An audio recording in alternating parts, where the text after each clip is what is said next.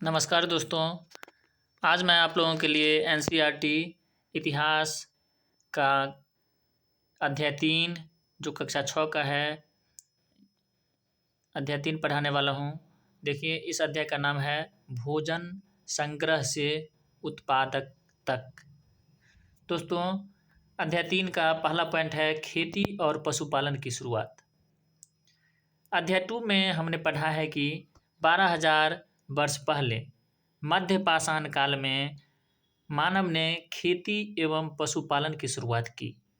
मानव ने पौधों, बीजों तथा उनके उगने के समय, स्थान व तरीकों को सीखना आरंभ किया और धीरे धीरे वे कृषक बने।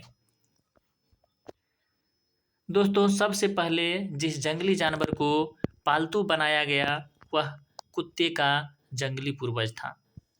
यानी सबसे पहले मानव ने कुत्ते को जिसे जंगली कुत्ता कहा जाता था, कुत्ते को पालतू बनाया। धीरे धीरे उन्होंने भेड़ को, बकरी को, गाय को आदि पशुओं को पालतू बनाया।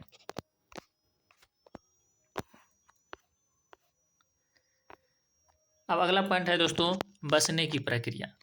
लोगों द्वारा पौधे उगाने और जानवरों की देखभाल करने को बसने की प्रक्रिया का नाम दिया गया।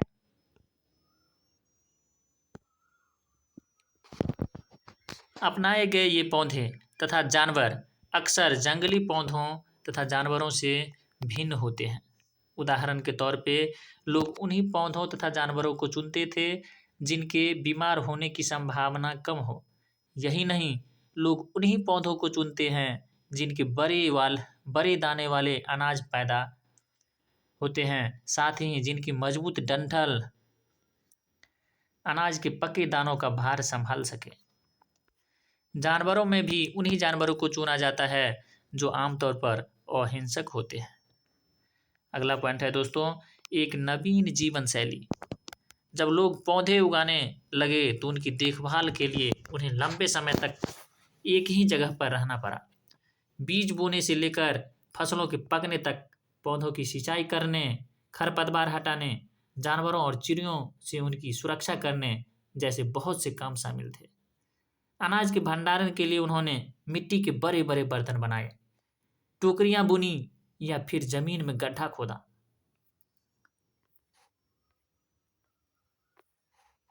जहां पुरातत्वविदों को शुरुआती कृषकों और पशुपालकों के होने के साक्ष्य मिले हैं, ये पूरे उपमहाद्वीप में पाए गए हैं। इनमें सबसे महत्वपूर्ण पश्चिम उत्तर में आधुनिक कश्मीर में और पूर्वी तथा दक्षिण भारत में पाए गए हैं। निम्नलिखित कुछ ऐसे पुरा स्थल है जहां अनाजों और पालतू जानवरों के अवशेष मिले हैं।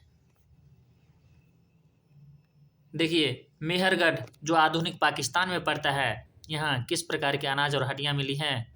गेहूं, जौ, भेड़, बकरी व मवेशी के हड्डी मिले हैं मेहरगढ़ में, जो अभी पाकिस्तान में पड़ रहा है मेहरगढ़।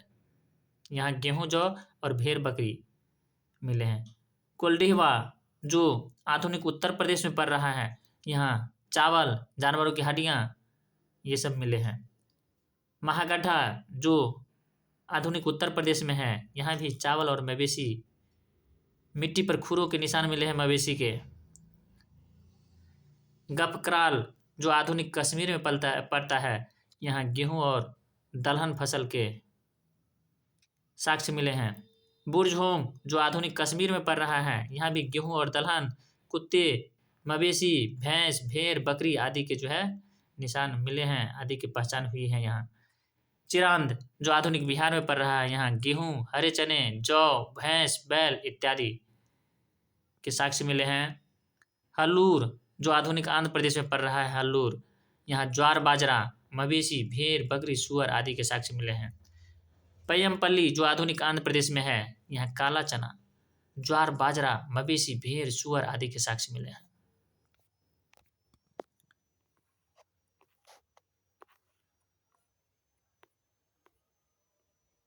अगला पॉइंट है दोस्तों, अस्थायी जीवन की ओर।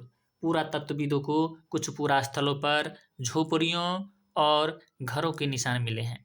जैसे कि बुर्ज होम जो वर्तमान कश्मीर में है कि लोग गड्ढे के नीचे घर बनाते थे, जिन्हें गर्दबास कहा जाता था। इनमें उतरने के लिए सीढ़ियां होती थी, इससे उन्हें ठंड के मौसम में सुरक्षा मिलती होगी। पुरातत्वविदों को झोपड़ियों के अंदर तथा बाहर दोनों ही स्थानों पर आग जलाने की जगह मिली है। ऐसा लगता है कि लोग मौसम के अनुसार घर के अंदर या बाहर खाना पकाते होंगे। दोस्तों, अब सूक्ष्म निरीक्षण में देखिए क्या है। पहला पॉइंट है सूक्ष्म निरीक्षण में मेहरगढ़ में जीवन और मृत्यु।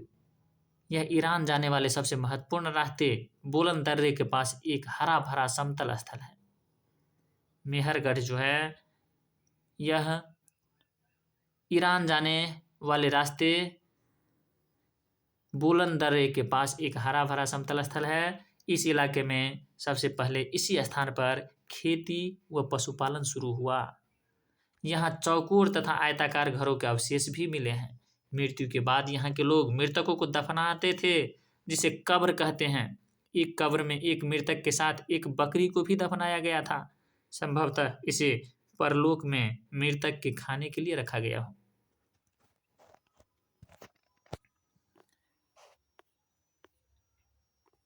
दूसरा नंबर पॉइंट है दोस्तों दाओ जली हेडिंग। यह पूरा स्थल चीन और म्यांमार की ओर जाने वाले रास्ते में ब्रह्मपुत्र की घाटी की एक पहाड़ी पर है। यहाँ खरल और मुसल जैसे पत्थरों के उपकरण मिले हैं। इससे पता चलता है कि यहाँ लोग भोजन के लिए अनाज उगाते थे। साथ ही यहाँ से जेटाइट पत्थर भी मिला है। संभवतः यह पत्थर चीन से आया होगा। दोस्तों, जेटाइट पत्थर मिला है जो अनुमान लगाया जाता है कि यह चीन से आया होगा।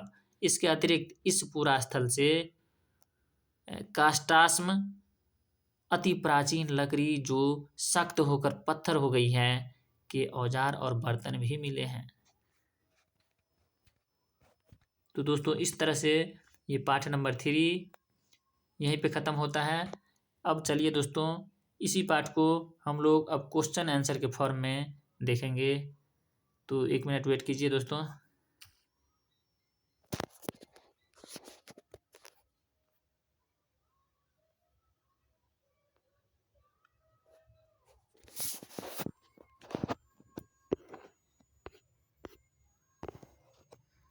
दोस्तों, अब पार्ट नंबर 3 को हम लोग क्वेश्चन आंसर के फॉर्म में देखेंगे। पार्ट नंबर 3 जिसका नाम है भोजन संग्रह से उत्पादन तक। तो दोस्तों, पहला क्वेश्चन है पहले किस पशु को पालतू बनाया गया। तो दोस्तों, इस प्रश्न का उत्तर होगा सबसे पहले कुत्ता को पालतू बनाया गया, यानी कुत्ता के जंगली पूर्वज को पालतू बनाया गया। दूसरा नंबर प्रश्न है दोस्तों बसने की प्रक्रिया किसे कहते हैं।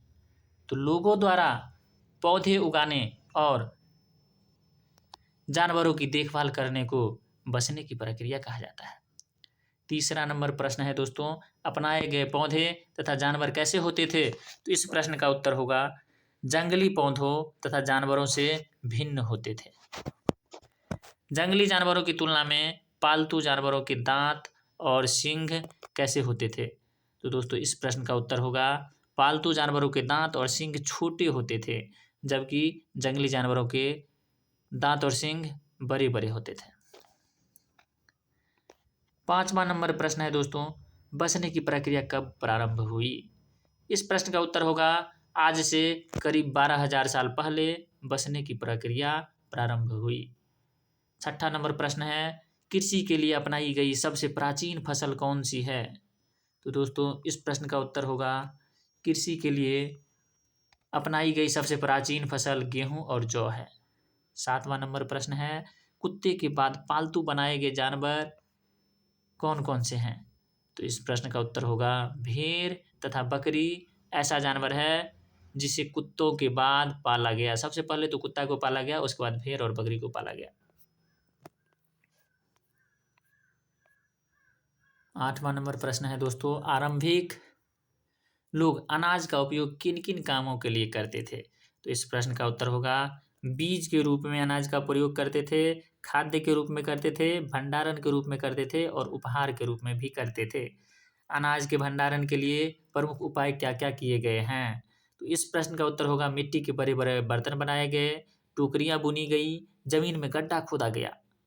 10वां नंबर प्रश्न है दोस्तों, आरंभिक आरंभिक मानव पशुपालक थे, इससे तथ्य के साक्ष्य कहाँ कहाँ से मिलते हैं? तो इस प्रश्न का उत्तर होगा आधुनिक कश्मीर तथा पूर्वी दक्षिण भारत में, पश्चिमोत्तर क्षेत्र में। 11वां नंबर प्रश्न है दोस्तों, कृषकों और पशुपालकों की बस्तियां थी, इस सत्यता को जांचने के लिए वैज्ञानिक क्या करते थे? तो इस प्रश्न का उत्तर होगा खुदाई में मिले पौधों और पशुओं की हड्डियों के नमूनों का अध्ययन करते थे। बुर्ज होम अब कहाँ है? तो इस प्रश्न का उत्तर होगा दोस्तों वर्तमान कश्मीर में बुर्ज होम नामक जगह है। 13वां नंबर प्रश्न है दोस्तों, गर्तवास किसे कहा जाता है? तो इस प्रश्न का उत्तर होगा दोस्तों गड्ढे के नीचे बनाए गए घर को गर्तवास कहा जाता है, जो कश्मीर में बनाया जाता था।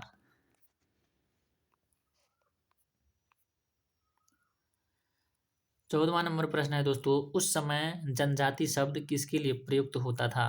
तो इस प्रश्न का उत्तर होगा कृषक और पशुपालक समूह के लिए जनजाति शब्द का प्रयोग होता था। 15वां प्रश्न है दोस्तों, लोग किस प्रकार के पौधों का चयन करते थे?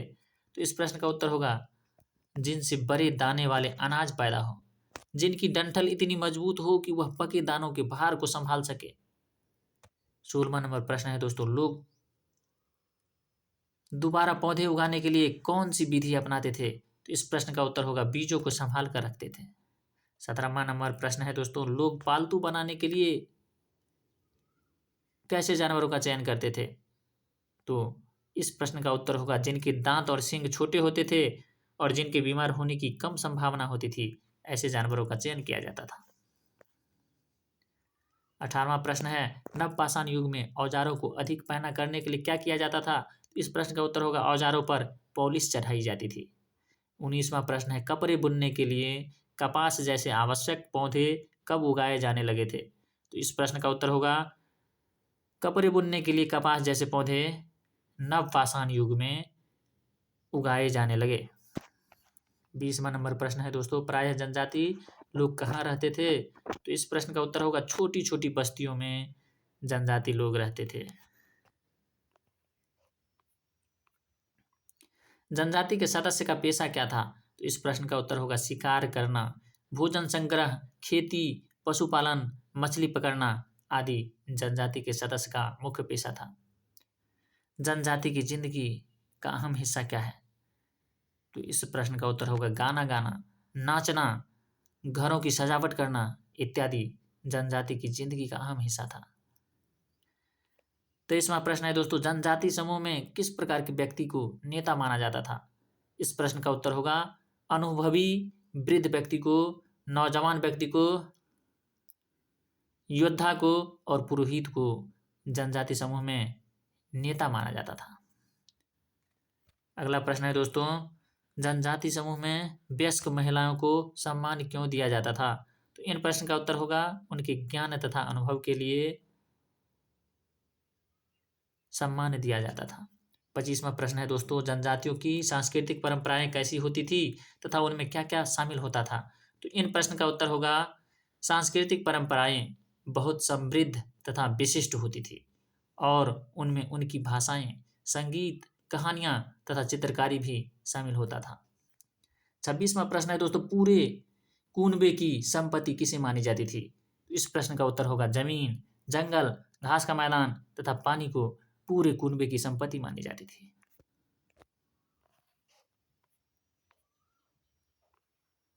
27वां नंबर प्रश्न है, जनजातीय समाज किस प्रकार अन्य समाज से भिन्न होते थे? तो इस प्रश्न का उत्तर होगा उनमें अमीर और गरीब के बीच कोई खास अंतर नहीं होता था।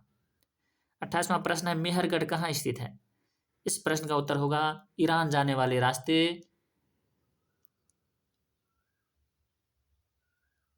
ईरान जाने वाले सबसे महत्वपूर्ण रास्ते बोलन दर्रे के पास मेहरगढ़ स्थित है। अगला प्रश्न है दोस्तों, मेहरगढ़ में सर्वप्रथम लोगों ने कौन सी फसल उगाना सीखा? तो इस प्रश्न का उत्तर होगा जौ, गेहूं, भेड़, बकरी आदि यानी मेहरगढ़ में सर्वप्रथम लोगों ने जौ और गेहूं उपजाना सीखा और भेड़ और बकरी को पालना सीखा।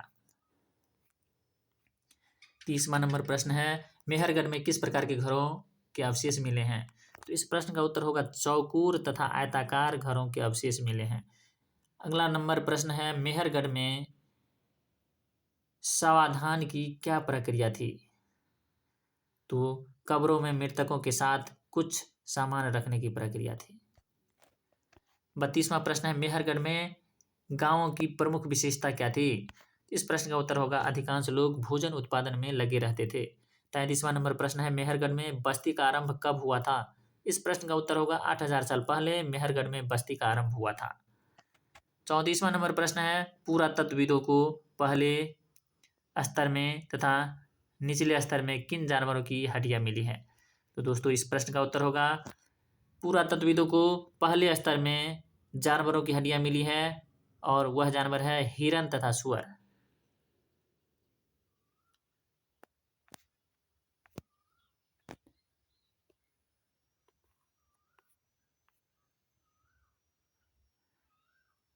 पैंतीसवां नंबर प्रश्न है दोस्तों, खरल और मूसल जैसे पत्थरों के उपकरण कहाँ से मिले हैं? तो इस प्रश्न का उत्तर होगा दाओजली हेडिंग से खरल और मूसल जैसे पत्थरों के उपकरण मिले हैं। 36वां प्रश्न है, जेडाइट पत्थर कहाँ से मिला है? तो इस प्रश्न का उत्तर होगा जेडाइट पत्थर दाओजली हेडिंग से मिला है। कस्टास्म क्या है? तो इस प्रश्न का उत्तर होगा अति प्राचीन लकड़ी जो सख्त होकर पत्थर बन गई उसे कस्टास्म कहा जाता है। 38वां नंबर प्रश्न है, दाओजली हेडिंग कहाँ है? तो इस प्रश्न का उत्तर होगा चीन और म्यांमार की ओर जाने वाले रास्ते में ब्रह्मपुत्र की घाटी पर दाओजली हेडिंग स्थित है। 39वां नंबर प्रश्न है, चकमक पत्थर कहाँ से लाया गया? तो इस प्रश्न का उत्तर होगा दोस्तों चकमक पत्थर सीरिया से लाया गया। 40वां नंबर प्रश्न है, चाताल ह्यूक क्या है? वह किसके लिए प्रसिद्ध है? तो दोस्तों इस प्रश्न का उत्तर होगा नवपाषाण युग के सबसे प्रसिद्ध पुरास्थल जो तुर्की में है उसे चाताल ह्यूक कहते हैं। 41वां प्रश्न है दोस्तों, नवपाषाण युग में लोग सामान कैसे ले जाया करते थे? तो इस प्रश्न का उत्तर होगा खुद या जानवरों की पीठ पर लादकर नवपाषाण युग में लोग सामान ले जाया करते थे। तो दोस्तों इस तरह से पाठ नंबर 3 कक्षा 6 का इतिहास NCERT समरी यहीं पे ख़त्म होता है। और अगर आपको ये मेरा प्रयास अच्छा लगा हो तो दोस्तों इस वीडियो को लाइक कीजिए, शेयर कीजिए और सब्सक्राइब कीजिए ताकि हम और अच्छी से अच्छी वीडियो आप लोगों के लिए बना सकूं। धन्यवाद दोस्तों।